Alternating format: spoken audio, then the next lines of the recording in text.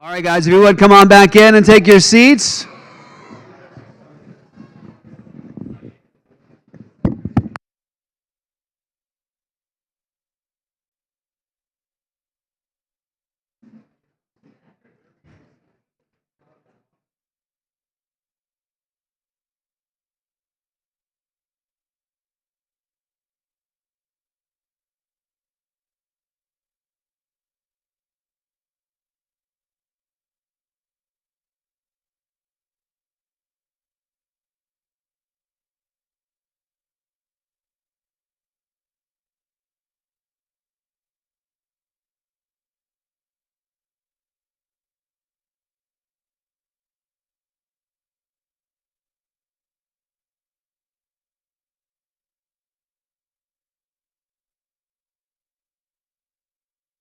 Afternoon. How's everybody doing? Hey, man, I am so psyched to be here. My name's JB, and Logos asked me to come in from Illinois. Central Illinois is where my family lives. Anybody from Illinois? All right, good. Or as we like to call it, the People's Republic of Chicago. But anyway, man, I got to tell you, it is so exciting to be here. I've really been looking forward to this. My friend Josh and I are out here. He's from Logos, and I'm especially excited that that you let me on the stage, especially since I don't have a beard. So that was really nice. But we are psyched to be here. I got to tell you, it is hot. Now, is this normal? Don't tell me it's normal. It's normal. Man, it is hot. Let me tell you, I'm not saying that it's like record hot or anything, but on my way from the hotel, I did see two palm trees fighting over a dog, so you can figure that one out. But listen, I want to tell you about Logos Bible Software. This is a tool that I use every day. My wife and I have 6 children, all of them boys, except the 4 that are girls. And we homeschool, and we've used this for 17 years. I first started using it in the classroom. I'm a professor at a Bible college and seminary. But it is a tool that has just revolutionized our family in terms of making the Word of God central to all that we do. And so we wanted to come in, Logos asked me to come in, just highlight a few features, kind of tell you all about it, and then give you a chance to hopefully go home with it if you think it would benefit you. So let me just give you a sneak peek. What you see on the screen here is called the home page, and the home page is kind of where you do your personal spiritual disciplines, your quiet time, your Bible reading plan. You can pick a book in your library, you can read through it, set up a reading plan. Your prayer list, you can see that kind of over here on the left. It's where you're going to choose your default Bible for all of your studies. Logos comes standard with 15 or 20 English versions, everything you've heard of. So you set your preferred Bible, and that's what's going to default to as you're studying. But the real power of Logos is right here in this one box. Everybody say one box. One button. One button. It doesn't get any easier than that. One box, one button. Enter a passage of Scripture and click go. So I'm going to enter one of my favorite passages, and I'm not just saying that, Ephesians 1. So I enter Ephesians 1, click go, and just like that, Logos is going to go out and run a report that would basically be 30 to 40 hours of serious research in about 7 to 10 seconds. So it's just an amazing time saver, and it's, as you're going to see, it's going to kind of dig deeper than you could ever dig just doing it on your own. Logos is 2 things for those of you who may never have seen it. It's a library and a research assistant all wrapped up into one. They've been around 25 years. There's 3.5 million Logos users in the world. It's standard in 1,500 Bible colleges, seminaries, and institutes. That's where I got connected with Logos. It is kind of the tool of choice if you're serious about theological research and Bible study. So let me explain what you see on the screen. It's pretty cool here. When I typed in Ephesians 1, it's like this research assistant went to the nearest seminary library and said, give me everything you got to help me understand Ephesians 1. So the first thing that pops up here in the center of the screen is our Bible, the most important book in the library, right? I think it was Spurgeon that famously said, never forget, the Bible will shed a lot of light on commentaries. And I think that's a good reminder. Especially with digital software, it's so easy to kind of dive right into those commentaries because we've got dozens of world-class commentaries at our fingertips. But never forget to start with the Word.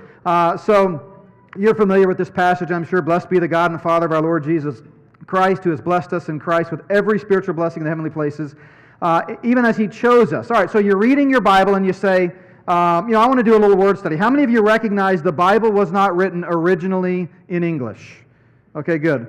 For the rest of you, no, of course, we know the Bible was not written in English. It was written over a period of 1,500 years in 3 different languages by some 40 different human authors under the inspiration of the Spirit, and we then translated it into the language through the centuries. And so when we want to do a word study, we can just hover the mouse over the word in our English Bible, or I can right-click on it, and I can say, run the full word study. And watch this. Just like that, Logos goes out and finds me every time this word occurs in the Bible, no matter how it's translated.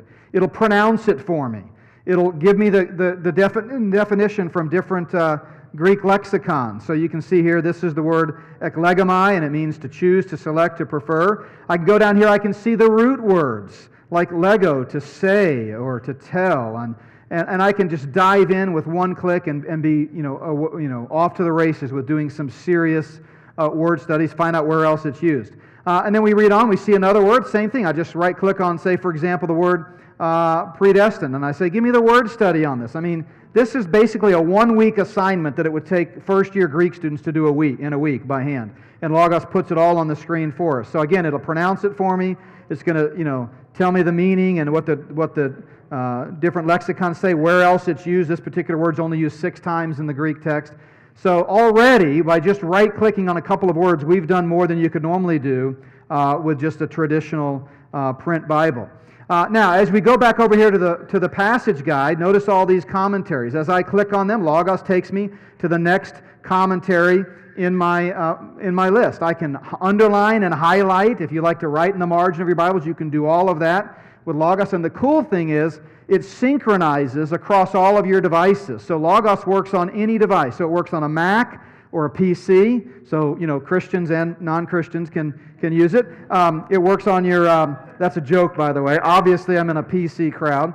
My wife's a PC person. I'm a Mac person. We're kind of unequally yoked. But anyway, she reminds me all the time, Adam and Eve chose the apple, and look what it did to the rest of us. So, but anyway, it works on your iOS, your Android. You can take it with you wherever you go, and it synchronizes across those platforms. So in the time it would take you to pull one commentary off the shelf, you've got dozens of commentaries open right to this passage in Ephesians 1. Let's say you find, like this is R.C. Sproul. So let's say you find something that you think is helpful. You can select it with the mouse. You can right-click. You can say copy. Then you can go over here and you can open up Microsoft Word. You can paste anything from any book in your library. Logos is going to automatically footnote for you at the bottom of the page, telling you exactly where you got that from. You can also go over here and right-click and say Visual Copy. And Logos is going to create custom slides for you from your books that you can then incorporate into your presentation if you do any small group teaching, preaching, any of that kind of thing. All of this directly from the text itself. Now let's see what else our research assistant found. You've got outlines. It scoured my library and found any book in my library that outlines Ephesians 1 expositionally. It's got cross-references, all those center column notes that compare Scripture with Scripture, ready for us to just hover the mouse and we can begin to compare what those passages have to say. And then I've got ancient literature. I love this tool. Logos goes in and finds anything, Augustine, Polycarp, Irenaeus, Origen, anytime they ever referenced Ephesians 1 or even alluded to it in the ancient literature. Then I've got confessional documents. So I can go in here and say, hey, what are some of the Reformed creeds and how do they relate to Ephesians 1 and when do they reference Ephesians 1? All at my fingertips.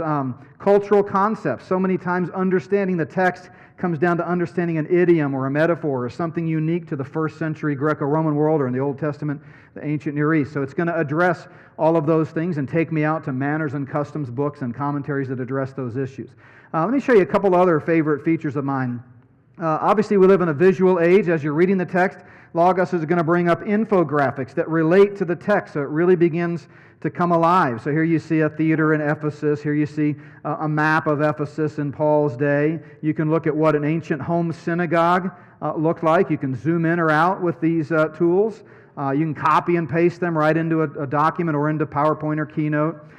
So again, as you're reading the text, you've got all of this interactive information right at your fingertips. You've got searching. Obviously, that's the real power of a digital library. Let's say I wanted to find anything in my library where the word kingdom is mentioned. So it's literally going to scour. And by the way, it found 201,000 hits in this particular library on this computer. And it took 1.1 seconds, which is a little slow, by the way. We try to get it under a second. I apologize for that. Your time is valuable, I understand. But, I can then begin to click and read it. Now, obviously, that's a pretty unwieldy amount of results. So you can narrow the search. You can say, where does Piper ever mention kingdom? How many times does Sproul mention it in this book? And where does he mention it? And you can begin to really get to information now that you can't walk up to your print library and shout, justification, and have every book that deals with justification jump off the shelf, land on your desk, open to the right page, all the scripture passages, all the theological, systematic theology books, ready to deal with that page. So there's a whole lot more I could show you, but I think you're beginning to get the idea. Down here in the bottom right, you've got a text comparison. I know it's kind of small on the screen, but what it does is it allows me to see how this passage is translated in all the other English versions. So as I'm scrolling down, it's got NIV, NASB, New King James, ESV, NLT, even the Message. You can put in whatever ones you want, and it'll show you those passages for you. Now, there's a lot more I could show you, but we're going to be here the rest of the conference. Let me close out by telling you about the partnership with REFORMCON and how you can get this software. By the way, here's what that slide looks like if you put it actually in a PowerPoint or Keynote slide. So pretty awesome being able to really communicate some of these great truths from some of these authors. And by the way, some pastors have asked, is there a way to quote these guys without listing their names so they can kind of take credit for these great theological insights? And there is a way to do that. I'll show you how to do that for the right price. But again, you can take this anywhere with you. Here's just some screenshots of what it looks like on your iPads and mobile devices and so forth. So here's the deal. At the conference only, 15% discount, but you get a 30-day money-back guarantee. So what my suggestion is, you'll never get it cheaper any other time. This is the place to get it at the event. Take it home, play with it. You will never look back. Again, we've had it 17 years. It's amazing. This is Logos 6. It's their 6th release in about 25 years. I'm just going to highlight some of the base packages. Now, we've selected the Reformed base packages for obvious reasons because we're Reformed here at this conference. I'm just going to mention 3 of them, but remember there are smaller packages and larger packages, and the name of the game in Logos is the library. The bigger the library, the more powerful the research tool becomes. But I wanted to highlight some of the great Reformed resources and scholarship that come in these packages. So first of all, the basic library, the bronze collection, it has 380 books. It includes 62 commentaries, 28 systematic theologies. Now, if you were to take this list of nearly 400 books to the bookstore and say, give me these titles, they would charge your credit card about $6,000, load up your minivan or your car with boxes of books. You'd take them home and put them on the shelf. The Logos price for the software and all of the library is usually about a dime on the dollar. It's actually a little bit less than that for this one. But if you get it at the conference, you're going to save about $100, so it's $535. Now, you think about getting a $6,000 library for $535, that's a pretty good deal, but it's still, we understand, a little bit of an investment up front. So Logos allows you to do this over payments. You can do 10 payments for $62 on your credit card if that's the way you want to do it. You don't have to do that, and it saves you a little money to do it in full. The Reformed Silver Library then jumps up to nearly 700 volumes, so double the size of the library. It's got 182 commentaries, just an amazing collection. This is a $10,000 value. The normal cost, if you buy it after the conference, is $1,000. Obviously, if you save 15%, you're going to save $150. If you did it on the installment plan, it would be about $81 a month. And then finally, the last one I want to mention is the Logos Gold Collection. This has all of the features of Logos 6. It's a phenomenal library, 1,000 volumes, 200 commentaries, just some amazing resources. It's a $16,000 value. The normal cost for the software and that library is about $1,500 or $1,300 if you get it here at the conference. That works out to about $99 a month for 15 months. Now, here are just a short list that I put together reviewing this afternoon of some of our favorite authors that would be in these collections. I mean, you get the R.C. Sproul collection, you get Kuyper, you get the works of John Owen, you get the Spurgeon collection, Hodge, Warfield, just an amazing selection and much more. And I encourage you to stop by and talk to Josh, and he can kind of go into which package has which one. But I love this quote. I threw this in there just for our crowd here. Your character tells the world you're a real man. Your beard is merely the exclamation point. But anyway, remember, lifetime license. You can take it with you wherever you go. There's no limit on the number of installations as long as it's for you personally, for your convenience. You can't give it to a friend or colleague. Free tech support for life, 30-day money-back guarantee, and again, you get that 15% discount. So thank you guys very much. I'm having the time of my life here. Come by and see us. We'll be here through the end of the conference tomorrow. Take it home. Give it a shot. You're going to love doing research using Logos Bible software. Thank you, guys. God bless you.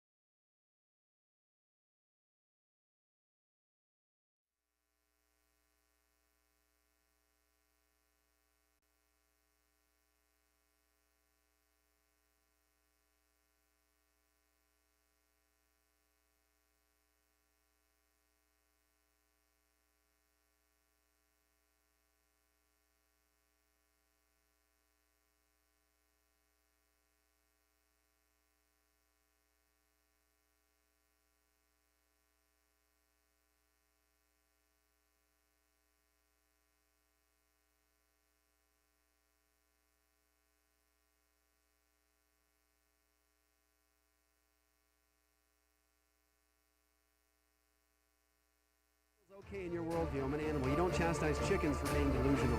You don't chastise pigs for being delusional. So you calling me delusional using your worldview is perfectly okay. It doesn't really hurt. She hung up on me. What? Desperate times call for faithful men and not for careful men. The careful men come later and write the biographies of the faithful men, lauding them for their courage. Go into all the world and make disciples. Not go into the world and make buddies. Not to make brosives. Right. Don't go into the world and make homies. Right. Disciples. I got a bit of a jiggle neck. That's a joke, Pastor. When we have the real message of truth, we cannot let somebody say they're speaking truth when they're not.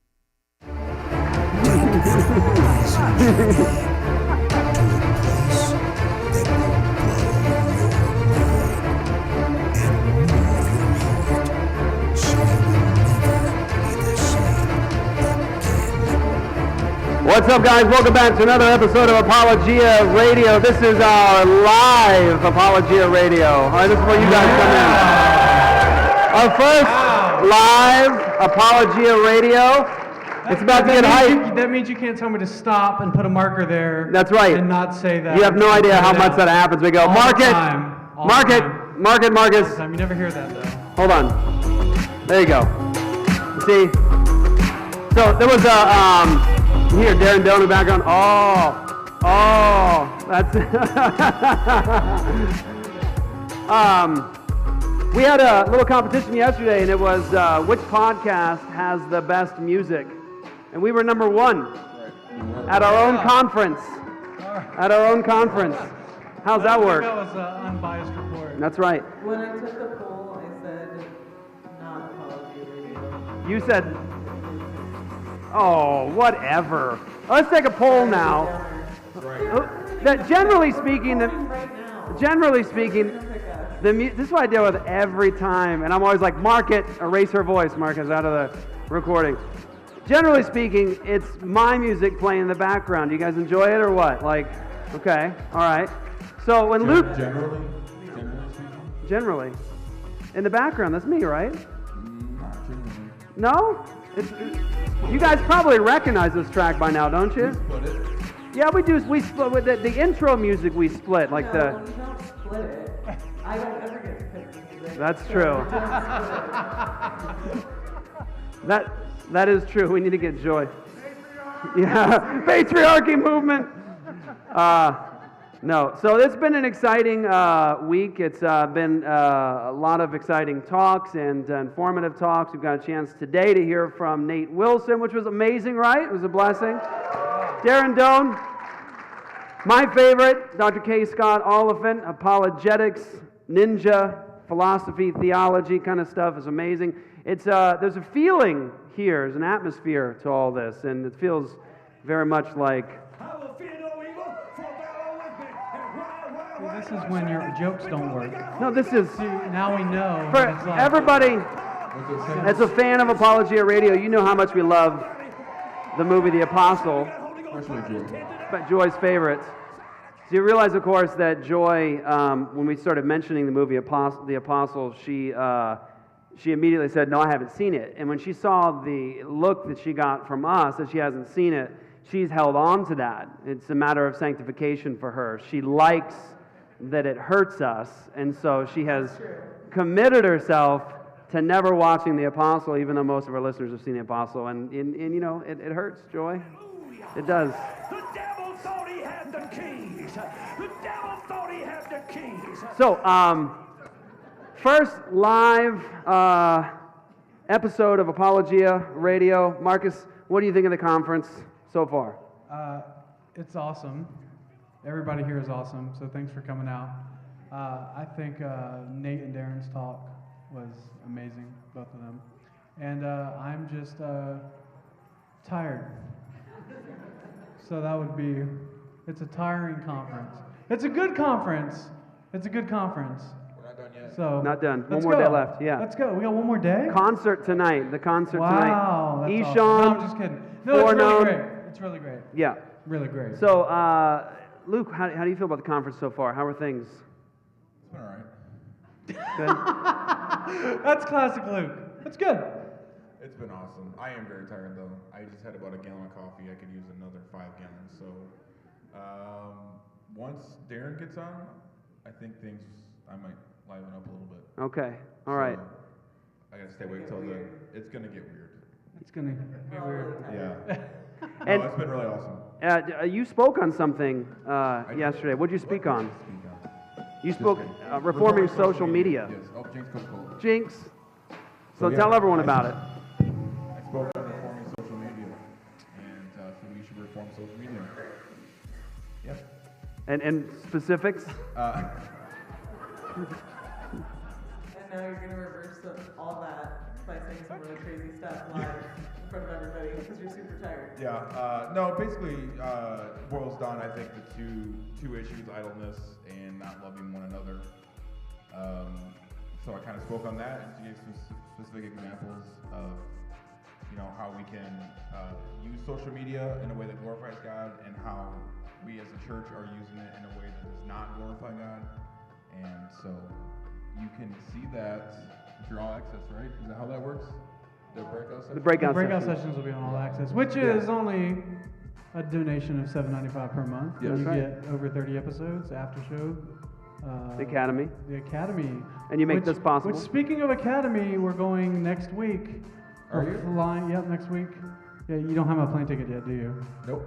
Okay, well, next week we're going to Moscow, Idaho, and we're filming, is it 6? Yeah, 6 3-hour lectures from New St. Andrews professors, just for the Apologia Academy. And Doug Wilson's going to be part of that.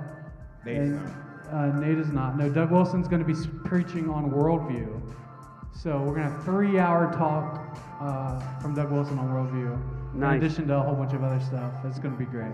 Is this Darren's talk from earlier today? I was wondering when you were going to play this. What? This was video Darren's. you're about to play. No, it's a clip from Darren's talk.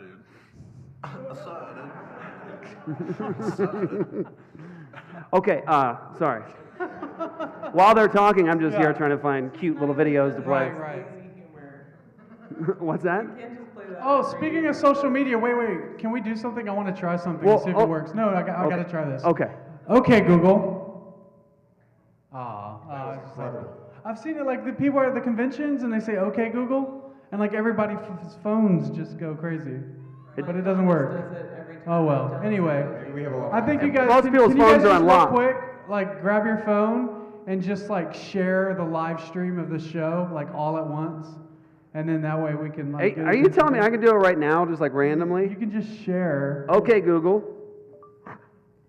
Yeah, see, It's it listening. works then. It's listening all the I've time. seen the video. I just wanted to try it out. I've always wanted to try it. It just out. looked up. It's listening all the time. It does listen all. It's that. Someone call Edward Snowden. Wow, that is crazy. I thought you had to do some kind of That's fancy Big little Brother thing stuff. to No, it it. does. It actually just listens all the time. Well, speaking of reforming, Except for the one time you wanted to listen. that's true. Right, So anyway. speaking of reforming social media, if you want to know why Pastor Luke would have to give a talk on reforming social media, just look in the comments of the live stream as we speak. Right now, it's happening as we speak. So, Joy, Pull those up, actually. how do you feel about? And make that part of the That's show? possible. We could probably pull some of those up. Let's do We can actually watch our live stream right now Yeah. while we're doing the live Gotta do show. it, yeah. It's amazing. That's totally meta. Yeah.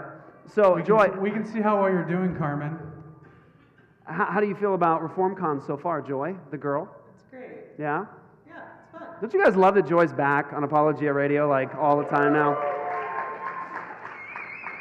And you have to see really what she looks like when she comes in on Thursdays to record the show with us. She's been up all night, and then she usually, sometimes we are taking a long time to get stuff done, so she's hanging around until we can complete everything, and so she'll be there sometimes till like 3 or 4 in the afternoon. She hasn't slept yet. So thank you, Joy. Except for little naps on the couch. That's true. Those days are over, though. Get it together. That's true. Quit that job. Oh, right on. Right on. Maybe Joy will go to work full-time for Apologia Radio. What do you guys think? Yeah. Wouldn't that be awesome? That in front of everybody. Yeah. No longer You want to commit now in front of everyone? All right, so since we're here, we wanted to do some live interviews with some of our speakers, and so we're going to invite up to the stage right now. We didn't actually even ask his permission, which is the way you get things done. You just You commit people and you don't ask. So I didn't even get to ask Dr. Oliphant, would This is you? the first time he's been asked? No, I mean. Right now? No, earlier I Oh. ran into him and, I found out that he didn't know and, so. No, You didn't know. yeah, no, I didn't ask. He's So. just finding out right now. So he was like, oh, I didn't even know I was going to be on the show. I was like, yeah. That's right. I'm looking up the comments now. Okay, good. So Dr. K. Scott Oliphant is someone I greatly admire, and I do want to say that if you have not read Dr. Oliphant, if you haven't been listening to him, I'm going to encourage you guys, if you're into apologetics, if you're into theology and understanding the Word of God, Dr. Oliphant is somebody you really need to get into and really learn from. When it comes to apologetics today, I said this on, I think, the last broadcast. I said that I think that Dr. James White, to my mind, is one of the great gifts to the church because I don't know of anybody in church history, and I may be missing somebody, who has done so many debates with so many different worldviews, and it does it in such a comprehensive way. So it's Mormonism, the Watchtower, Bible and Tract Society. When you talk about even atheism today, he's gone against Dan Barker. Is it David Silverman? He's really gone across a broad spectrum, and Islam. And so I don't think there's anybody, to my mind, in the Christian church, in the history of the Christian church, that has really gone into that many debates with that many different worldviews, and really just given the church a great deposit of resources. I know I heard Darren earlier talking about Dr. White being like the motherboard, where you can just sort of like, okay, I can get anywhere I need to go. So he's a great blessing and help to the church. Well, that's me, but there's a little bit of a delay. That's uncomfortable. I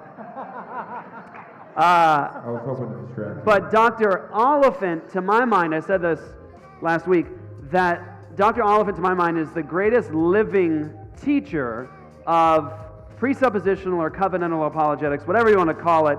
I think he's the best. He's really helpful to me. Dr. Bahnsen is responsible for a lot of what I know about apologetics, and he was just a real gift to the church. But Dr. Oliphant teaches things in such a way and explains things in such a way that really helps. So a lot of times people listen to Bahnsen and they'll be like, okay, it sounds really biblical and amazing, but I still don't get it.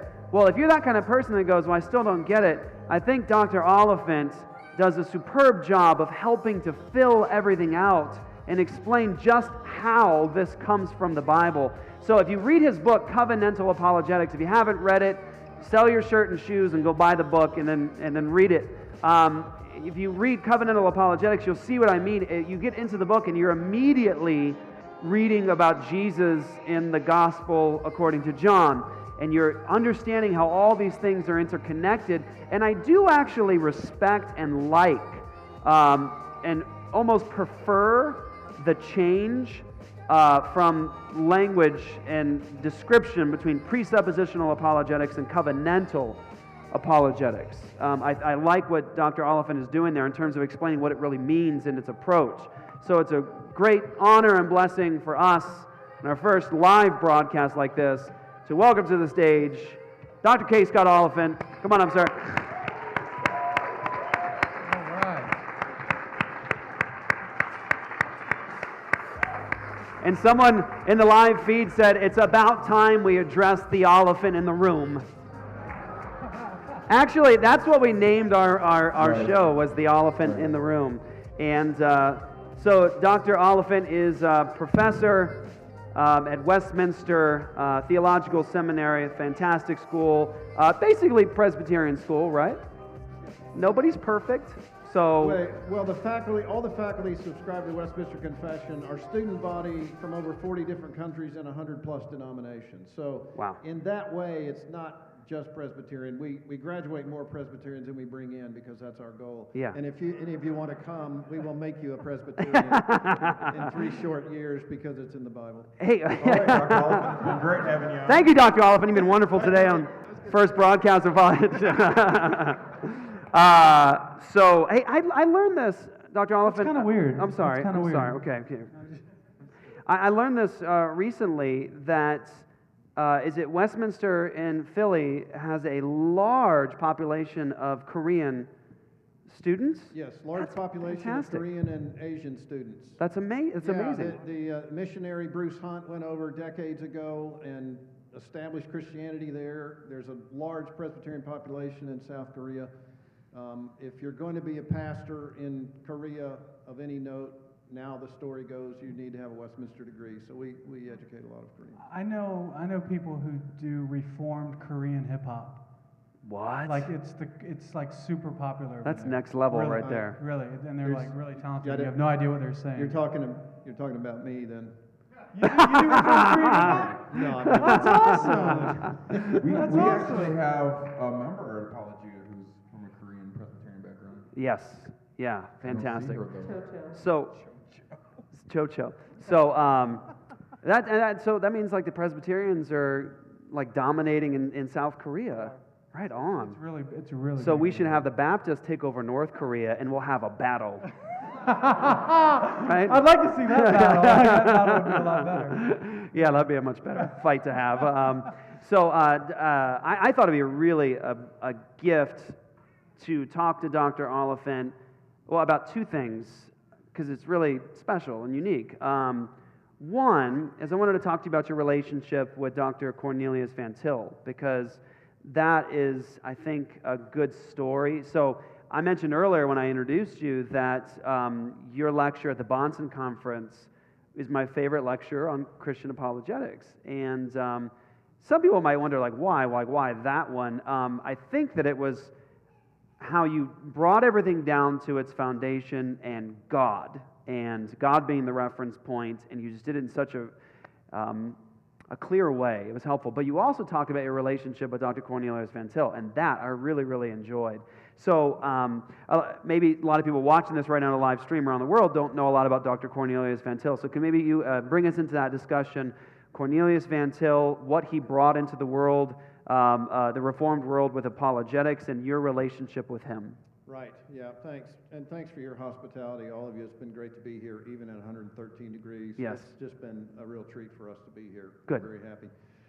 Dr. Van Til came to Westminster in 1929 when Westminster was founded. J. Gresham Machen, who founded Westminster because he was kicked out of the liberal Presbyterian church for being conservative, he started a church, a seminary in Philadelphia. And Van Til had graduated and was pastoring out in the Midwest, and Machen called and said, please come, and Van Til said no. And Machen called and said, please come, and Van Til said no. And so Machen went out to the Midwest and sort of like Farrell to Calvin and said, this is the will of God for your life. So Van Til resigned his pastorate and came in 1929. Machen then died of pneumonia in 1936. So really Westminster was shaped in large part by Dr. Van Til and his approach. His approach to apologetics, what he was tasked to do as a professor of apologetics was to make apologetics more reformed than it had been, and especially more reformed than it had been at Princeton. Van Til studied apologetics at Princeton, so he knew what they were teaching. He sat in the chairs, and he was a student there. And when he was asked to teach at Westminster, he told Dr. Machen, he said, I know that we're here to carry on Princeton's tradition, but we can't do it in apologetics. We've got to move in another direction. And Machen said, good for you, you're the man to do it. So he really shaped Reformed apologetics for the next few decades.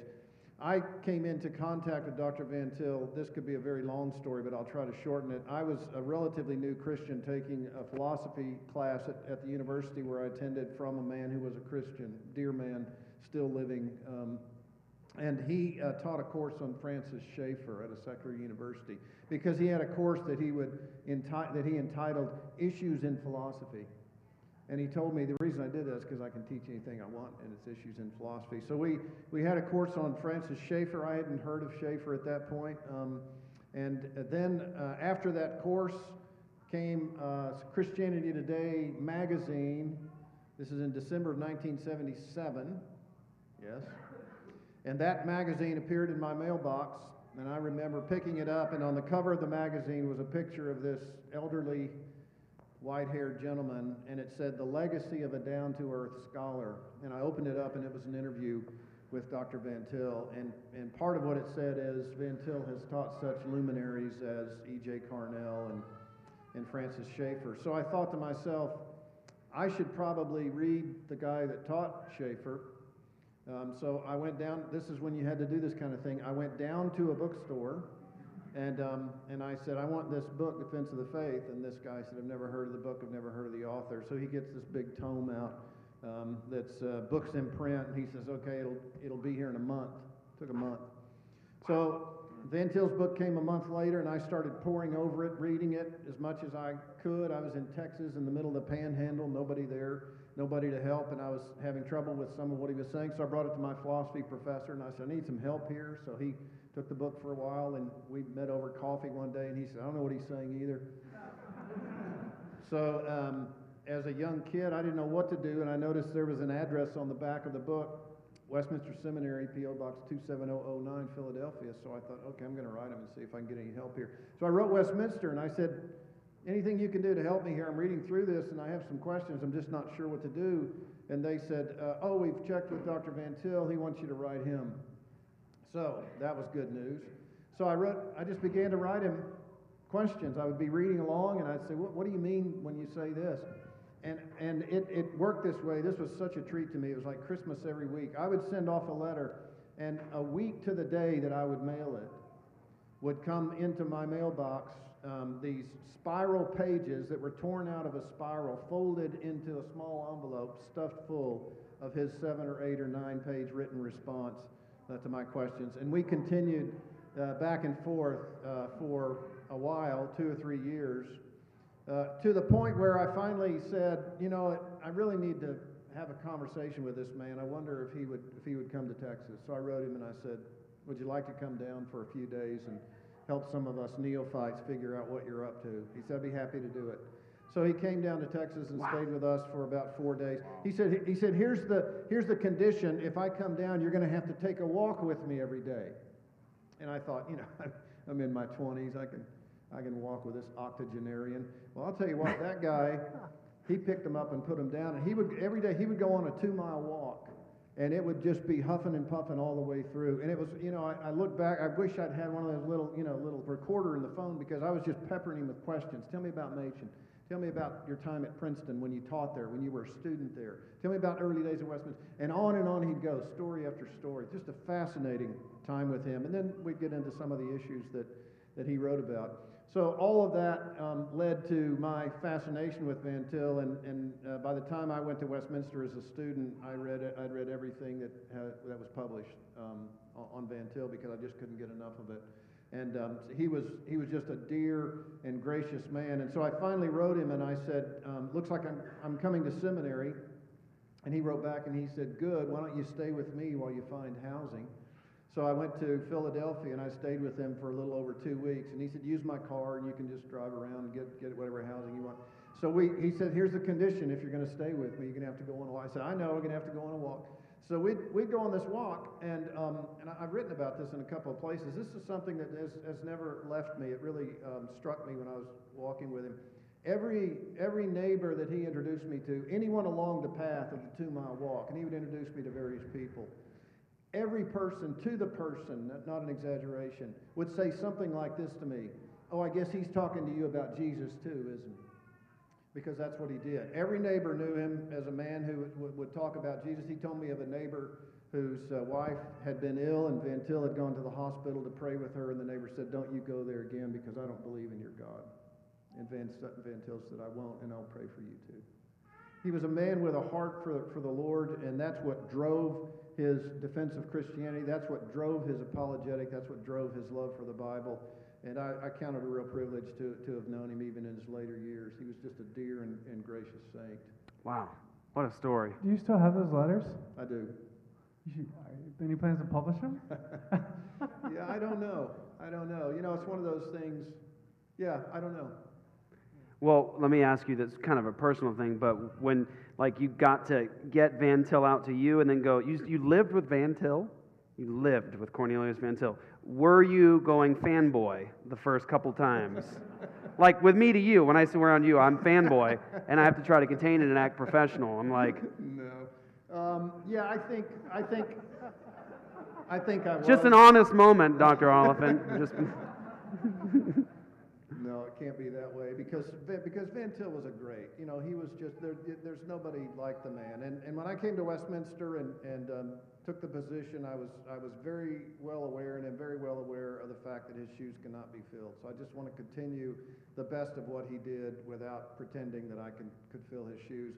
But the nice thing about Dr. Van Til is, I did what some of you have done. I brought him, a few of the books, and I said, would you sign those? And he would sign, Cornelius Van Til. And then he started signing Uncle Case, because that was the nickname people would, Cornelius Case is the nickname in the Dutch, K-E-E-S. So he just signed Uncle Case, Uncle Case. So he was very humble and disarming in that way. And we really became friends. I respected him and would, do whatever he would ask and think whatever he told me to think. I just had that, you tell me to think that way, I'm going to start thinking that way and see what happens.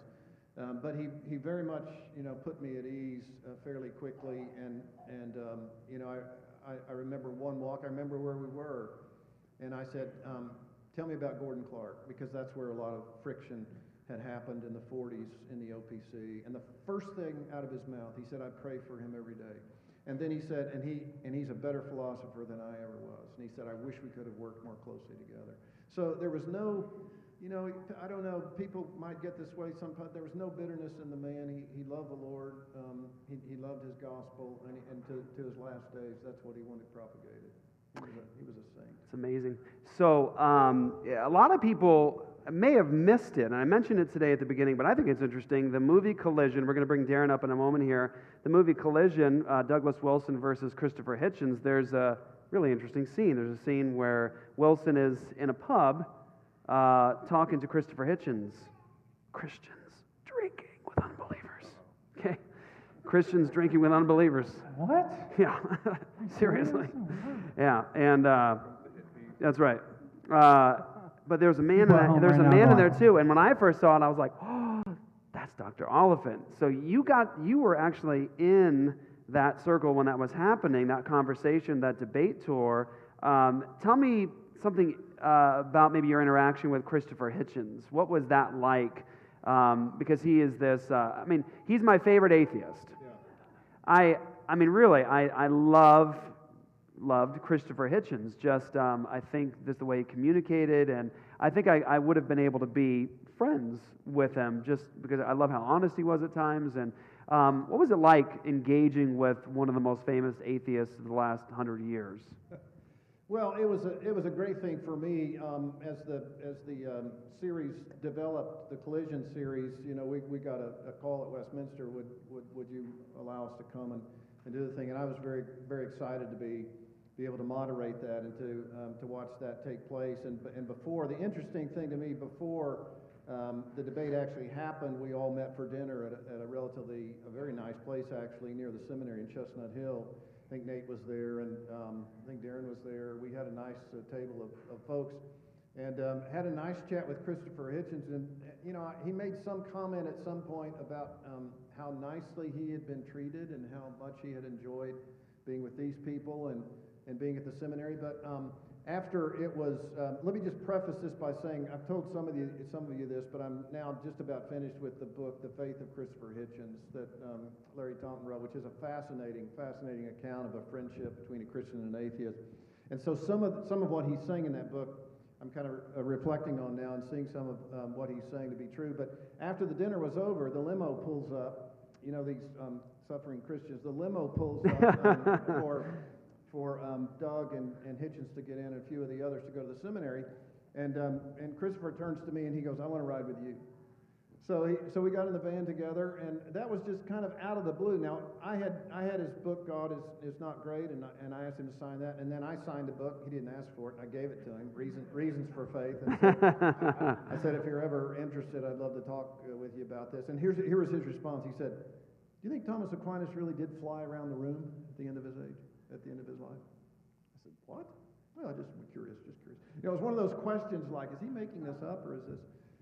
But we had a nice conversation in the van, some about Christianity, more about George W. Bush and the war and how he had turned and become in favor of the Iraqi war and a hater of terrorism.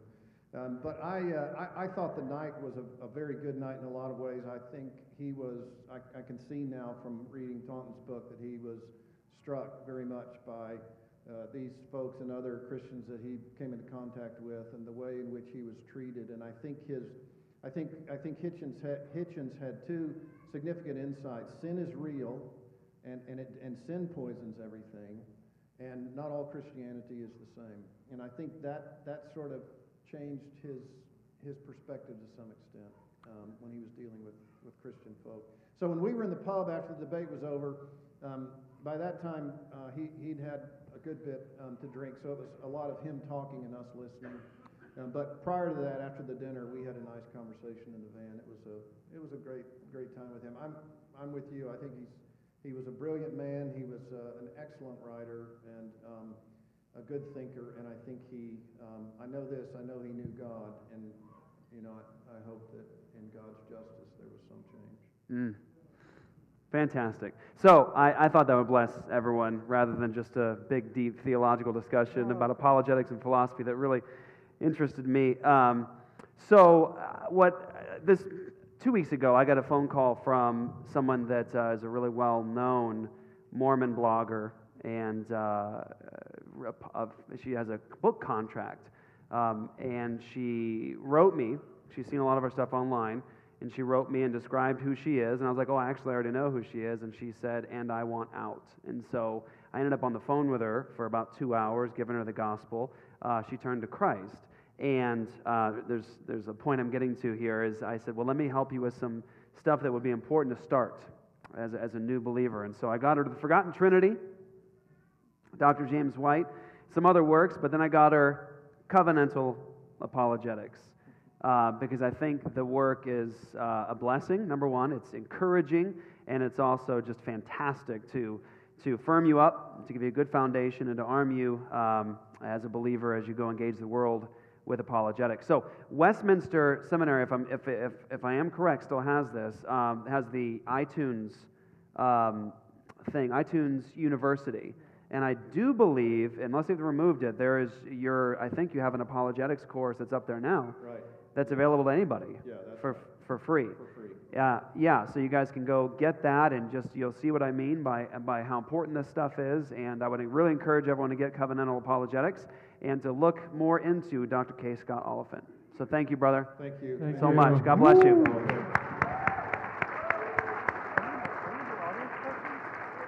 Possibly. There's the music. All right. Are we going to break now? No breaks. Oh. Yeah, you got to hold it. This is a first. This is a first. If any of us on this stage have a problem with holding it, not me. Every break for Apologia Radio is for me. Yeah. So you guys know. It So pays you guys the will all bills, know and when you it hear a lets us break, use the there's a restroom reason at the for same it. time. Yeah. What's that? I said it pays the bills and lets us use the restroom at the same That's time. right. That's right. Really great. All right, guys. So you guys having a good time? Yeah? Is that awesome? I mean, some people can say like, "Oh, I went to class and I learned from." Like, I don't even know if Bonson had like, "I lived with Cornelius Van Til." Like, I have lived with Seitan Bruggencase. yes. Not at all the same kind of experience. Not at all. No, I doubt it. So we're gonna move on now. How you doing, Joy? Great. Yeah, tattoos are sinful, by the way. You also. So you notice, well, the crowd here is really, I was talking to Darren about this earlier, the crowd here is really interesting. You have a crowd of a lot of younger people, youngish people, and some of them have gauges and tattoos, and from people from around the country. I mean, you have Alaska, you have Indiana, Florida, California, Colorado, Utah, I'm missing Texas, New York. How you doing? How you doing, New York? What's that? Toronto. Yeah, we have some foreigners from Toronto joined us. And so it's just a really diverse crowd. And I think this is what I love so much about ReformCon already, is that you've got Presbyterians in the house. Presbyterians say what? What? That's the best a Presbyterian can do. You're like, trying to get height. They're like, ah. And they're fighting the whole way. You see it? They're like, ah. They feel guilty about, yeah. Reformed Baptists?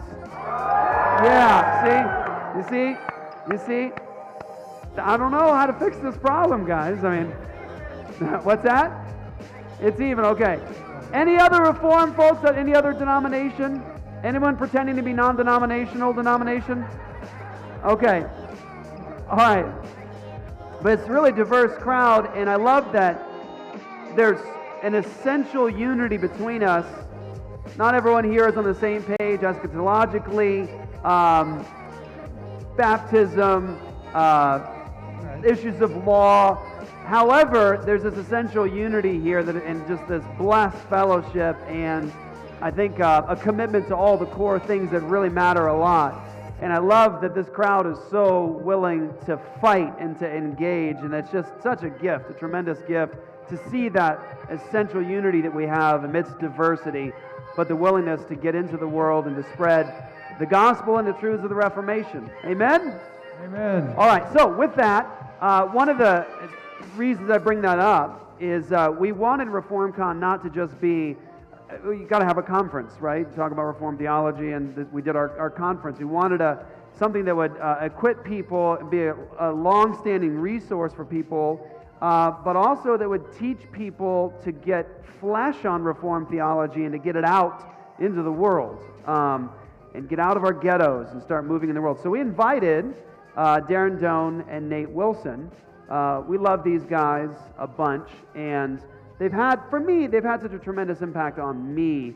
Like I said to you guys earlier, I don't know if this conference was for you or for me. I mean, but we wanted to be able to provide people some foundational things to get into the world and start teaching and heralding. But also Leah. Yes. Where is Leah? Is she not here right now? Leah, just fantastic help with marketing and different things and teaching how to get things out into the world. So let's invite our good friends, Darren Doan and Nate Wilson. Yeah!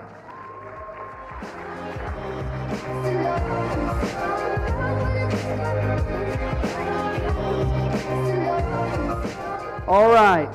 You got your microphones? You got some coffee in you? Check. Good. Check 1 2. So, this is Nate Wilson, and this is Darren Doan. Nate Wilson, a little bit of feedback. Ooh, hot mic. Nate Wilson goes by the name N.D. Wilson.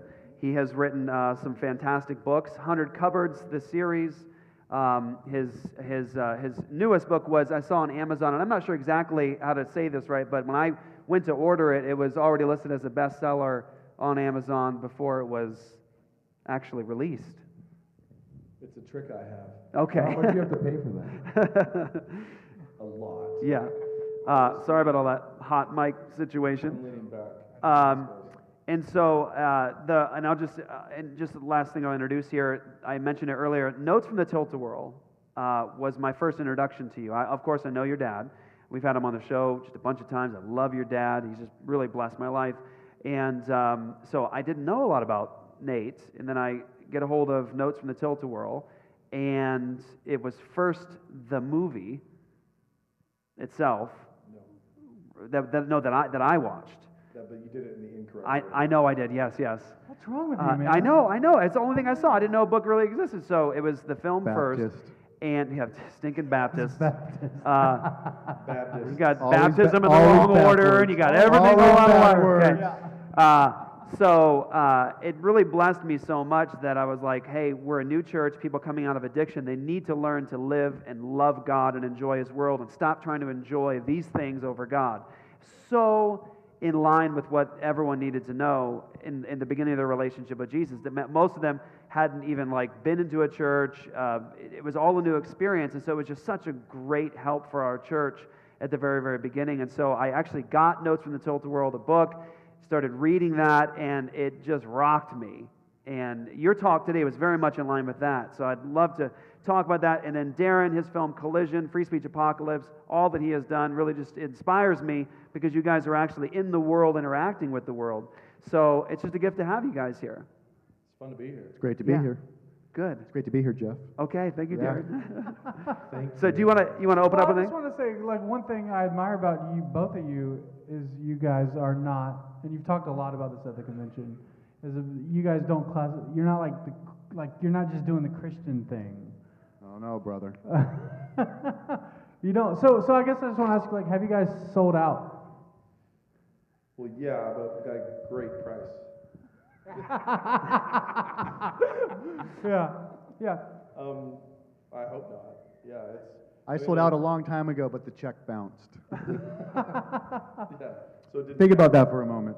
It didn't count. So, like, Notes from the Tilted World, I actually wrote. I was writing novels first, and I had a funny moment with Random House where my editor asked me if I could please write a statement of faith that they could just have on file, because they were getting so many concerned, stressed out people saying, "Why are you publishing this guy?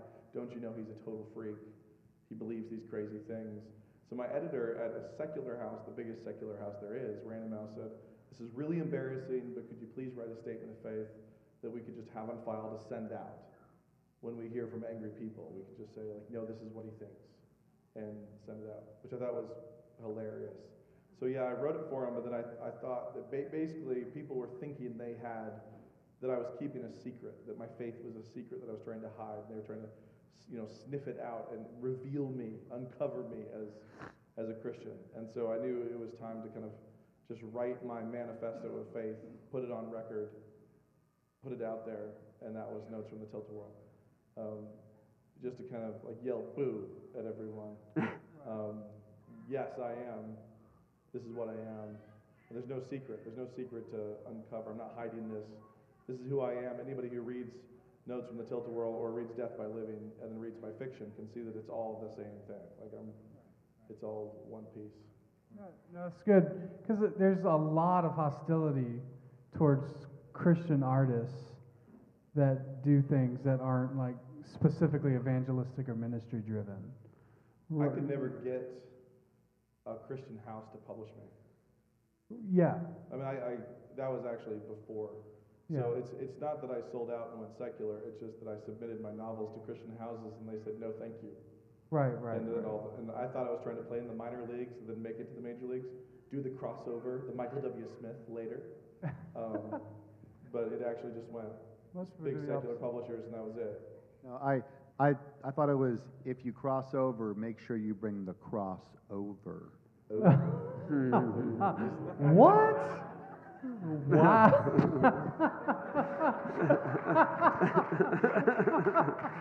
Is that what Amy Grant told you that? Amy Grant.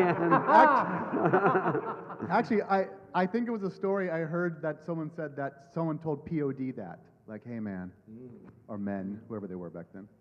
Right. Well, you do stuff. You do stuff all the time, Darren, for just completely non-evangelistic, non-Christian. I mean, like, if people knew the music videos that you've done, they would all know. Like, they would all know.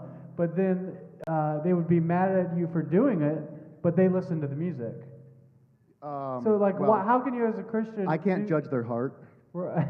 So it's not a salvation issue. Right. Well, I'm just saying, like, how do you defend doing? I mean, because people have those questions now, especially with, like, Lecrae, and he's just got bought by or he made a major publishing deal from Capitol Records and stuff, and everybody like freaked out and was like, holy cow, like he's just sold out and he's done. He's, and he's going to hell now. He's Satan. Like all that stuff is coming up. Like, are people really saying that? people are really saying Wow, that. So I'm just like. I'm just glad that we're not That's in that world that. at all. I know, like, it sounds crazy, but it's an actual conversation that's happening right now. Is like, how can a Christian do non-Christian stuff? We don't. We don't. I mean, everything I do is evangelism. I mean everything. And I understand what people mean when they say. How is that T-shirt evangelistic right now? It's because. It's yours. Well, I'm not making the claim. It's my home, and it's evangelistic because Jesus Christ is Lord over it. Amen. Boom. Yeah. So it's just one more statement. I pulled that out, huh? Back off, Marcus. How's it evangelistic? Jesus? Just throw Jesus in there. Whoa. I understand what people mean, especially since I sort of came to Christ in the Christian music boom, How did that? and that Here come. And Clearly faith alone. ready or not, boom. And so everyone was, it's so funny. I mean, I became a Christian 16, 17 years ago, and I remember being with Christian artists, going on tour with them, and promoters coming out and being like, "You cannot talk about Jesus when you come in here." I mean, it was hostile. I mean, it was crazy. And then within 10 years, it was just like there was no more issue, But I remember during those 10 years when I came to Christ, you heard the narrative, and again, it's well, and there's, and I think we heard it yesterday when what was her name, Leah? Leah said, that she's a musician who happens to be a Christian, and I heard that as I was sort of growing up as a Christian. In that, I heard that line a lot, and I understood what people meant by it. And then one day I was like, oh, hell no. Oh, I'm a Christian artist. I'm a Christian. I'm a Christian everything. I'm not a person who happens to be a Christian. I'm a Christian. Like, no, Christian everything that I happens to do. write. Yeah. I happen to write. I don't happen to be a Christian. Yeah. Yeah. And there was something, again, maybe it's that contrarian in me, maybe it's that old punk rock thing, but it's like, as everyone was kind of going with this safe, it's like, no, I'm a Christian. Everything I do is Christian. And so I would push back a little bit on that, and I think in the spirit of the Reformation, I think that needs to be pushed back a little bit on, is like, no, we are unapologetic. No, I'm a Christian. Everything I do is Christian. I go make a music video for Kid Rock, I'm making a Christian music video. For Kid Rock. For Kid Rock, right? And he has to adhere to my standards. Yeah. Or else I don't do it. And that's actually how I ended up doing a Kid Rock video. I met him doing a Zac Brown music video, and we were hanging out, and he had said, hey, man, he's like, maybe we should do a video at some point, I was like, as soon as you're ready to take stripper poles out of your video, call me. And it was like 2 years later, I get a phone call from his manager, and he says, Bobby says he's ready to take stripper poles out of his videos and said to call you. Oh, man. And that's... That's how it's done. That's right. That's how it's I was done. going to follow up. I was like, when people clap, you got to just stop. Well, that's what we try to communicate often, and we're not perfect at doing it, is just when we talk about the Lordship of Jesus Christ over every realm, I think a lot of people's response to that, believers, Christians will say, well, of course. But we go, no, like really, infect the message of Jesus and the biblical worldview into every single area. That you brought it up. This is you did. We all brought it up today. This is God's world that He's given to us. The meek shall inherit the earth. Abraham's descendants will inherit the world. This world belongs to Jesus Christ. He has all authority over it. He's given it to His people, and this is ours. It's ours. If you're not in Christ, you're visiting. Yeah. Right? Yeah. And so film, whether it's music videos, whether it's movie, television, writing, whatever it is, believers should realize that God cares about that. He cares about it a lot, and we ought to really be taking ownership of it for the glory of Jesus Christ. And when you have Kid Rock take a stripper pole out of his video because he so values your work that he says, well, I have to stop sinning to get that quality, then I say, we win. That's dominion. That's dominion, and that's what we mean. And it's not, I wouldn't say it's winning. It's assuming the center. It is dominion. It's asserting your standard, God's standard over theirs. So, I mean, as far as it goes, I'm really sympathetic to the whole situation when people are trying to shake off a brand. They're trying to shake off Christian as a brand which has been created by marketers, to actually sell to a particular demographic. And Lecrae is trying to say, I'm not just selling to that brand. I'm trying to sell to everybody. That's fantastic. I've got no problem with that. But that's not walking away from the cross. That's walking away from Lifeway. It's like, or just selling in Lifeway. Come on, Chick-fil-A, stop selling to everybody. Yeah, exactly. So stop selling to everyone. When the Israelites were told to go steal all their neighbors' gold and then run, just, hey, could you go to your neighbors, say you need to borrow that necklace, everybody borrow your neighbor's gold, and then we're taking off. Plundering the Egyptians really means something. But we are far more in the situation where we're now in the promised land. We're not running from Egypt. Like, we're in the promised land. If there happen to be giants here, will you go over to them and you say, thank you for this land? Like, this is ours now. Thank you, Capitol Records. Fantastic. It's like, these are some wonderful grapes that you have that are now mine. So I have no problem. Now, if he says, oh, I need to change my songs, I need to stop being me, and that used to be the CCM crossover, right? Like, I'm going to do some poppy songs. I'm going to shift from the Jesus song to the boyfriend song. That's a different issue. But if Lecrae raps about his car, I have no problem with that, because his car belongs in God's world. If he raps about mowing his lawn or anything else, or barbecuing with his friends, I'm fantastic with that. It doesn't have to be gospel explicitly stated in every song, because God didn't write the gospel in your grass, and he still made the grass, and the grass is still his. So his dominion extends over everything, and we can celebrate his artistry and his ownership of all of it all the time. I think I missed this, but Marcus was telling me Leah said something cool. She's like, if I'm a plumber, I don't just fix Christian toilets. Right. Yeah. Right. Right. And so that's kind of the idea. Like, so Lecrae can only sell to Christians. Right. Whatever. Hey, what's up, Jude? Yeah. What's up, Judah? Say hi to the world. So, Joy, we got this. They're asking for input. Well, real fast, someone made a comment here that on IMDb, Notes from the Tilt-A-Whirl has an 8.3 out of 10, whereas The Big Lebowski has only an 8.2 out of 10. So you beat the dude. Hey, Dominion. Speaking of Notes from the Tilt-A-Whirl, if you have my DVD copy, I want it back. Yeah. Also, those are all the same voters on IMDb too. Yeah. Exact same people. Joy, do you want to say something? I was just gonna say, I really want to hear the mowing the lawn rap. The mowing Does the. anyone have that? He said if Lecrae wants to write a rap about mowing his lawn, and I want to hear that.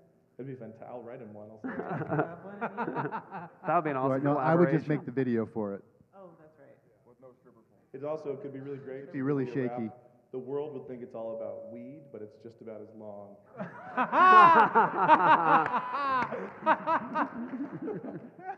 Just call it grass, and we're good. Call me Lecrae. Yeah, right. Well, this is kind of along the same lines. When our Wednesday night vocab was doing a talk on Star Wars and Christian theology, and we had, in the live comments, a certain gentleman literally said, you can't have fun with theology, and which was a really ridiculous statement. And my response was, how can we be salty if we have no flavor, right?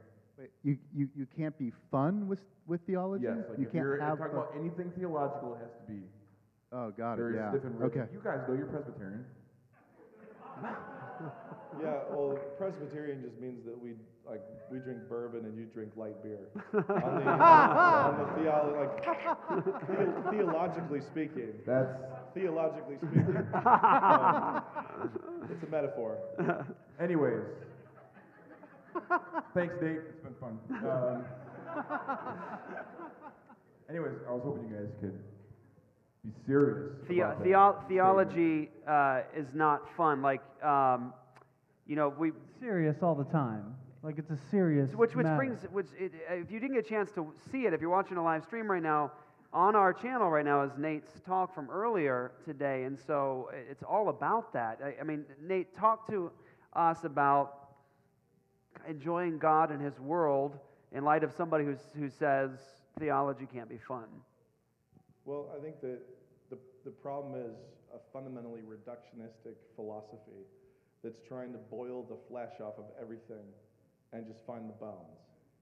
And then try to disintegrate the bones and just find the essence of the bones. And the blueprint of the bones. And that's what they think of when they mean theology. So theology is the skeletal structure, the architecture of truth.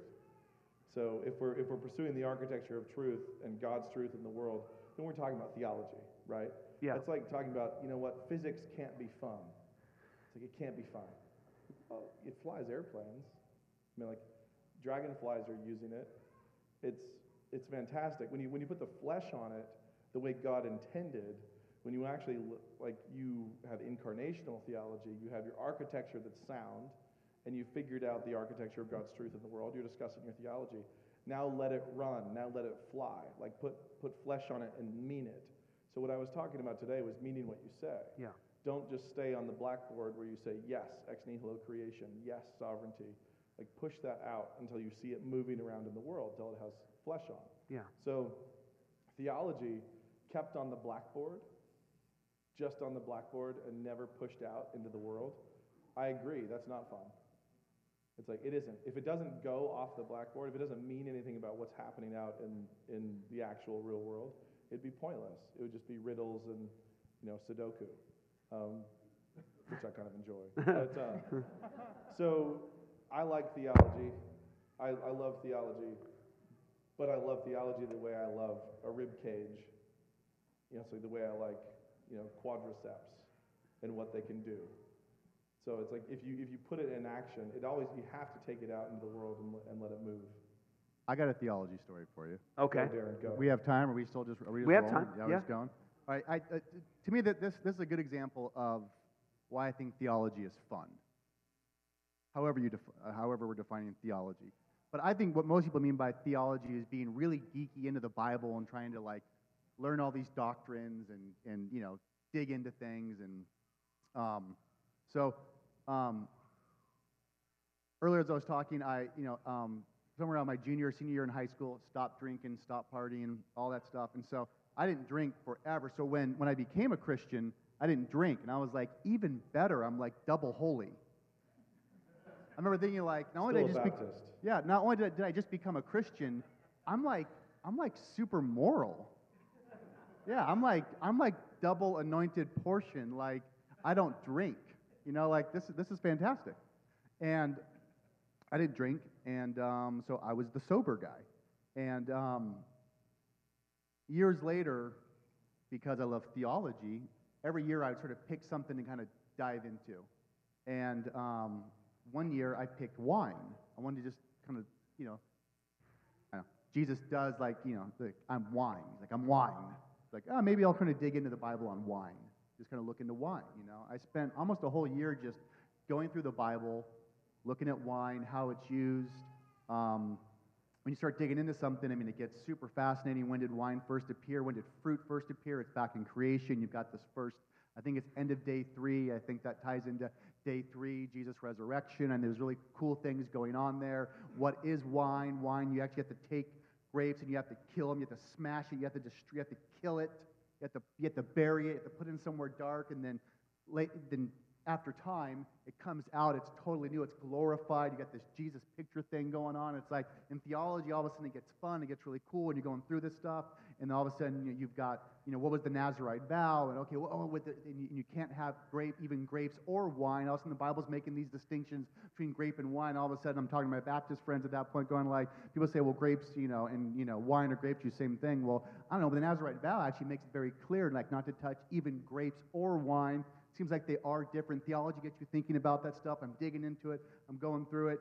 And then something hits me, because at that time I'm thinking about communion, because that's what theology does. It does everything. It rolls. It starts going. You start seeing that it's this paradigm shifting. All this stuff begins to happen, all because of theology, because theology is just boring, right? But it starts to move. And all of a sudden, thinking about communion, well, the Bible does say take, maybe we should do communion on every Sunday. I'm not quite sure how anyone gets around that, especially people who are all into the Word.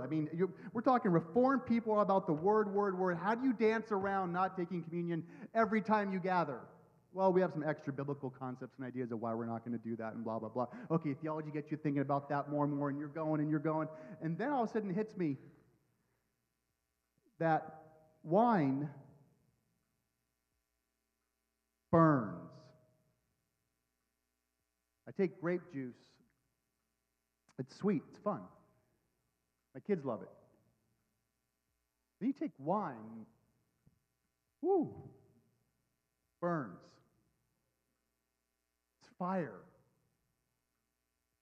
God is a consuming fire. You think, oh, well, Darren's on the skinny branches right now. He's just reaching. Then you go back and you look at fire all throughout the Bible. That's what theology does. You're doing another Bible study. And I'm still not drinking yet. But all of a sudden I'm reading and I'm going like, man, like I feel, man, I'm sober. I don't drink. I'm a Christian, and but man, there's wine everywhere. God's a consuming fire. And then I'm up in Idaho. This is why Elsie probably moved there. This is the part of the story I thought was going to be told. Yeah, and well, no, that's what theology does. You just start going. You always end up in Idaho. Yeah, end up in Idaho, and that's why I wore the shirt. And I'm leaving, and Nate and a good friend, Aaron Wrench, and we're there, and they kind of know my position, that they know I'm all for drinking, but I don't drink, and the Bible talks about it. I'm leaving, about to get on the airplane, and Aaron Wrench looks over and goes, hey, man, I know we had a good time here and stuff, and I know you don't drink and all, but you're all for it, and blah, blah, blah, and this and that. But if you don't drink, he says, who's going to teach your daughters to drink? I was kind of going through like the security. I was like, all right, bro, later. And I got on the plane. I was like, teach my daughters to drink. Why would it I'm not opposed to. So so they're going to look at me. I'm the Jesus guy in the family. I'm dad, and they're going to look at Jesus in the Bible, and it seems like Jesus drank wine, and but you could say, well, there's no verse that says Jesus never drank wine. Well, there's no verse that says Jesus ever drank water, so ease up. That's what theology does. You start getting into all that stuff. And then I was like, wow, I need to start drinking. I need to learn how to do it, be responsible, because I want to be a part of this theological picture God has created and designed, and he's got this thing out there. He said, I am wine. I came home, my wife, I said, honey, I need to learn to start drinking. And she was like, oh, thank you, Lord. I have a way better marriage now. That's what theology does. Theology makes things better. Theology gets you drinking. Theology gets you dancing. Theology gets you just celebrating things, enjoying food. That's what theology does. And for all you married guys, you know what I'm talking about. I mean, it makes it better. That's what theology does. And if it's not doing that, you're gay. Mark that. Mark it. Mark that. Just mark that. So, by the way, Gay happy birthday to theology. Len Armstrong. Theology's gay if it's not doing that. Happy birthday to Len Armstrong. He actually says that if we announce his birthday on the show live, he will convert to post-millennialism. So happy birthday to Len Armstrong. So, yes. And welcome. Welcome to optimism. Nate, I think Nate has something to say. Just say, Len, if that's what it takes, we don't want you. Yeah. Oh. You have to mean it, Len. So, I was such a sucker for that. I was like, yeah, let him in.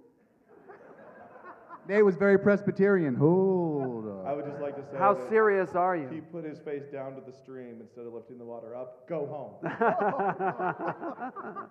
Take this world without you. That's what theology does. Better jokes. Better jokes. If you're theologically informed. The perspective Right, is different here. There's a difference between Presbyterians and Baptists, but there's this real connection that we all have, and understanding we have to like where the world is going, right? And it's different. It's different than a lot of modern evangelicals in the West. Yeah. Even with our differences, this is important to talk about. Even with our differences between Presbyterian and Baptists, right here, there's this real essential understanding that we have. We're like, we know. When it comes to law, when it comes to justification by faith, when it comes to the future of the world. And so our perspective sounds different to a lot of people. I mean, I got attacked this week. I got messages, bombarded with messages, people saying critical things about what we say on Apologia Radio in terms of like the culture being transformed. I mean, I said, well, here's what I mean by that. I mean, like Jesus' Great Commission, make disciples, teach them to obey. I said, when people are converted to Jesus, I believe sanctification is a real thing, that their lives change and they love God. And so because they're changed, they love God now, the culture becomes different. So you go from Henry Van Til said, culture is religion externalized. Yeah. So I think that's a good definition. Culture is religion externalized. So if the religion of the people changes, then that means it's the culture of Christ now. Yeah. So we're talking about gospel transformation and change, but people say, no, like you're thinking like too big and long term. God doesn't care about this mess. But here you have Presbyterians and Baptists talking about, no, he does care about this mess a whole lot, and he's doing something about it. He did something about it at the cross, and now that work is now getting legs on it around the world, and we're talking a lot about that. So it does sound peculiar to someone who's tuning in, after tuning into the last 50 years of pessimism and abandonment of culture. They hear Presbyterians and Baptists talking about, no, let's get in it. So I just want to talk about it. We talk about winning. I want to talk about, we have a perspective that is long term. Yeah. And it's invested. I'm going to tee this up, because I just talked a lot. I'm going to tee this up for Nate, whether you like it or not. Okay, go. I'm going to tee it up. Do it. One thing I love about being around Nate is I can ramble something like, da, da, da, da, and I just throw it to Nate, and he wordsmithies it up. I think the reason why we're seeing that now, one is we're seeing that Calvinism was this great thing for the last 20 years, that it convinced a lot of people in Christendom to be like, yeah, Jesus is Lord over everything. That's right. And then what happened is eventually they started having kids. And they were like, I remember, I was as 9-point Calvinist as you could get. And before I had kids, we actually bought a house. I remember thinking like, there's a public school right there. It's amazing. We bought a house, a little green belt with a public school. Then we had kids, and I was like, we're going to send it. Whoa. Oh, wait, hold on. Wait. And I think what we're seeing right now is this generation right now is having kids. We're raising kids. And all of a sudden, Baptist, Presby, whatever else is left out there. We don't even know. What else now? Lutherans, with a lisp. I was praising for a second. Once you start realizing that you have kids, and those kids need to be raised, and how are they going to be raised? In what environment? It changes everything. And where we're at in the culture right now, those decisions have never been hotter than they've ever been in the last 100 years in this country. Nate, finish it up, please. Yes. Well, it's what your dad did, and your dad saw this. Yeah, so it is very, the decisive strategic point for the culture wars, to use the old political phrase, is children, is the next generation. Because I'll tell you a secret. People who really hate God a lot and are living for themselves completely are not reproducing. They're not having kids. That's right. Yeah. They aren't. Christians and believers, Muslims and Christians basically, throw the Mormons in there, believers of different stripes are the ones having children. And those children either get consumed, taken into the government pipeline, and indoctrinated in a certain way, and made, weaponized really as instruments of pop culture, and they accelerate the decay, belong to the zeitgeist and everything else. And evangelicals and Christians have continued to just be the breeding cows for the decay. That's it. That's it. Catch that? And I remember being 12 years old, standing at a homosexual rally up against the wall. This is the kind of thing that happens when you're Doug Wilson's kid. And we'd arrived, and there's the Dykes on Bikes were there, and the Lesbian Avengers, and all these different groups had showed up to be here, hostile and attacking. And that's a real group, the Dykes on Bikes. Dykes on Bikes, that they were that real. wasn't just a slur. That was a real group. Yeah, And so they're there, and it's standing room only. They pre-packed the room. Everybody's chanting, angry, and my dad gets there. We get there, and there is a lot of spitting going on at the entrance. Then he just writes a note, please call the police, please call 911, tucks it into his pocket to be ready, and goes up on stage. And tells me, like, go hang out by the wall. Like, just go over there. So I'm over on the wall, watching people scream and spit and chant. And one of the things among lots of obscenities that got said was somebody was screaming, your children are ours, Doug, your children are ours. And I'm standing here up against the wall. They said other things too, but that was the big repeatable one. So that's the only thing I can repeat about what they were saying. But your children are ours. And my dad's up on stage, and he just starts laughing. Like there's a couple hundred angry, screaming people flipping him off and chanting and stomping. He's had to write a note to call the cops just to be ready in case they come for him. I'm out in the audience with them, and they're chanting that they have me, that they have my sisters. And he's laughing at this. He's just up there laughing. And he finally, they died down, and he just says, yeah, not mine. You know, it's like, it's not at all. And so he's been instrumental in the education movement since 1981. Tens and tens of thousands of kids now are educated through Christian curriculums, which he helped design and pioneer in schools, which he started the one in Moscow, Idaho, and there's now a couple hundred in imitation. You know, schools in France and Indonesia in imitation, northern Iraq, you know, schools all over the U.S., 40,000 students in the actual association, tens of thousands more in homeschool curriculum based off of that. Africa's got a couple hundred a day opening. So it's just, Wow. I mean, it's essential that we raise kids to be jovial, jolly, unintimidated warriors who celebrate the glory of their father in a completely unintimidated and unafraid way. So part of that is learning history. When you take education away and you say, hey, so we're just going to let Caesar tell all the stories. Let's let Caesar tell the stories. Guess what? Stories aren't going to be about Boniface or St. Patrick or Augustine. Stories aren't going to be about Ridley and Cranmer. Stories aren't going to be about Luther or Athanasius. Like, those stories won't be told. Now, if you start to be pessimistic about the history of the world, in order to not be a postmillennialist, for all you non-postmillennialists, in order to not be a postmillennialist, you have to not know anything about history. Like, I really believe that. You have to have not paid any attention at all to what has happened since 12 dudes were told to go subdue the nations. 12 dudes. Hey, just go take care of it. That was awfully intimidating, especially when they started getting burned and stoned and lit on fire. And then you have different points in time. We've got one guy. You've got Martin Luther, like all the decay, 500 years since Luther.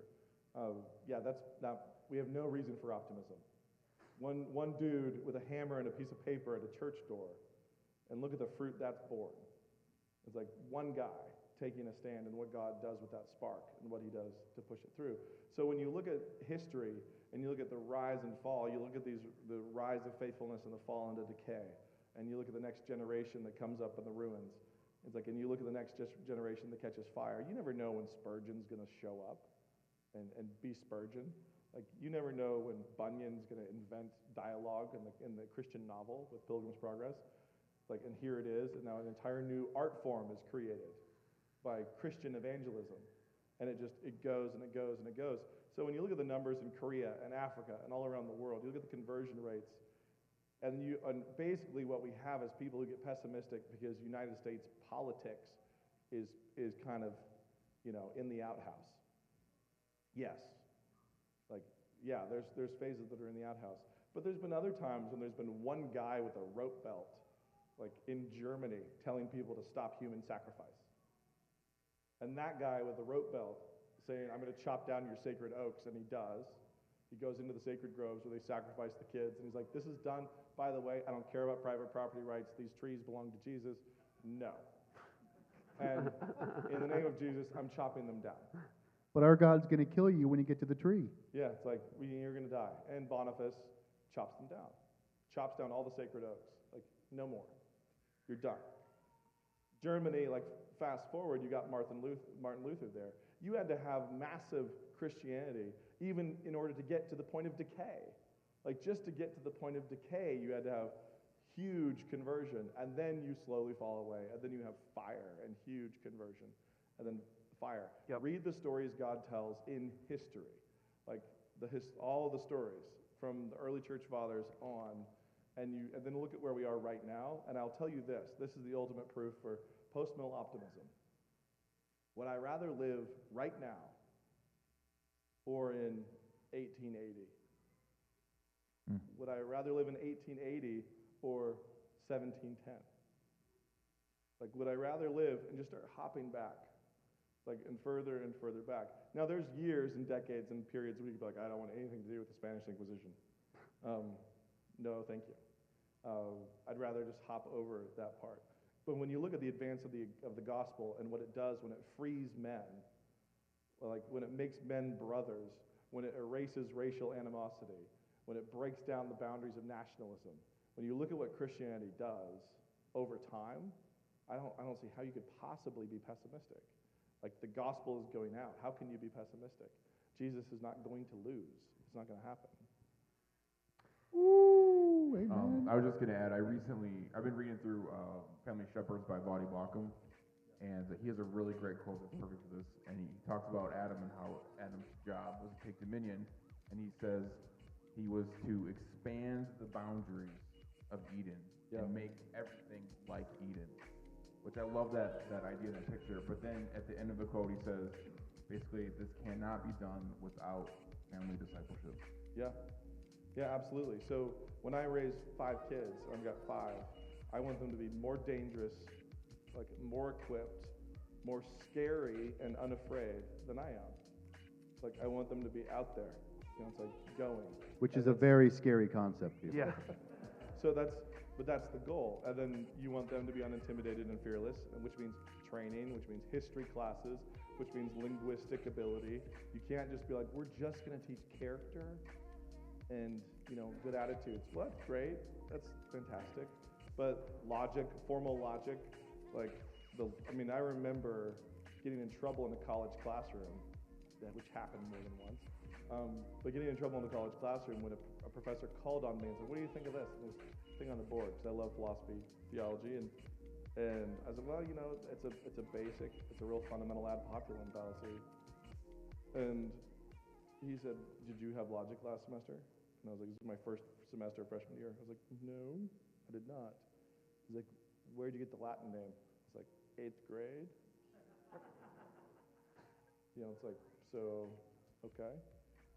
My dad and I just did a book called A Bestiary of Adorable Fallacies, just walking through, identifying all these different cultural, logical fallacies that people use all the time, identifying them. We actually have these little cartoon animal monsters that go with each one, and a little fiction. Look it up, World Wide Web. Please look it up. Adorable Bestiary of fallacies. Adorable Fallacies, and we did it for 8th graders, like junior high kids, because we want to inoculate and immunize them against these particular types of folly. We want them to be clear-eyed and scary and ready to go out. So you can't just say, we have to raise our kids right without weaponizing them, without giving them the equipment to do it, without teaching them history, honestly, getting them an ability with words, an ability with language and communication, critical thinking, formal logic. Like, it's hard raising the next generation.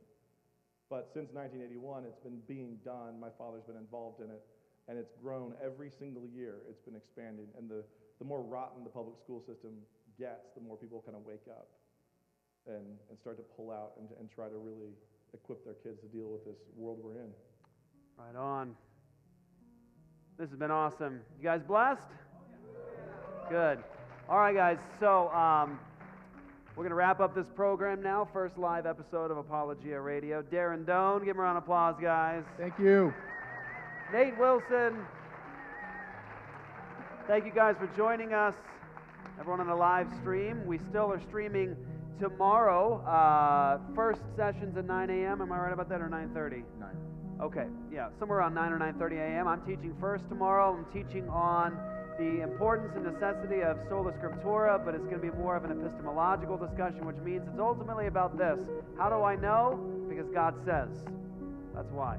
And so that's kind of the goal tomorrow, to get that across. Also, we have tomorrow a live broadcast of the Reform Pubcast.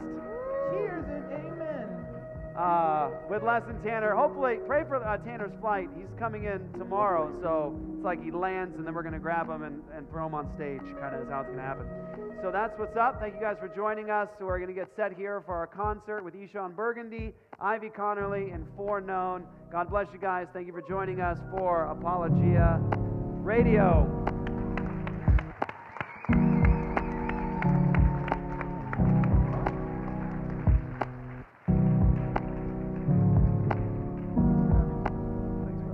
Thank you.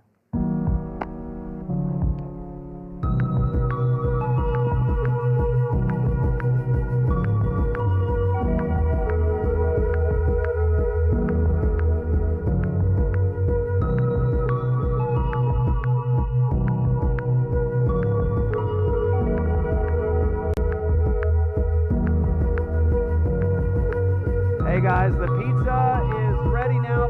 Candy, where's it at? Oh, right over here. Pizza's in. Enjoy over on this side.